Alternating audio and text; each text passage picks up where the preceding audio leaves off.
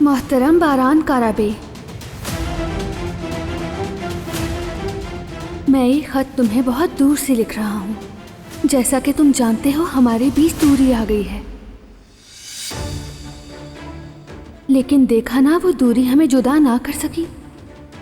मैं तुम तक कहीं से भी पहुँच सकता हूँ और मैं जानता हूँ कि तुम सब मेरे जेल में जाने के बाद से खुशियाँ मना रहे हो, लेकिन तुम्हारी ये खुशी अधूरी रह जाएगी क्योंकि मुझे तुम्हें एक अहम बात बतानी है। तुम्हारा असल दुश्मन मैं नहीं, असल दुश्मन तुम्हारे बीच में है, तुम्हारे अपने घर में।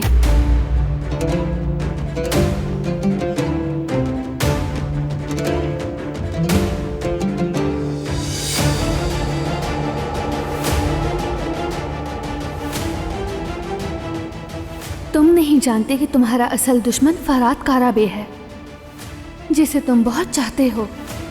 जिसने जेहान को मारने की कोशिश की थी वही फरात काराबे। जी हाँ, तुम्हारा दुश्मन मैं नहीं, तुम्हारा दुश्मन तुम्हारा चचाजाद भाई है।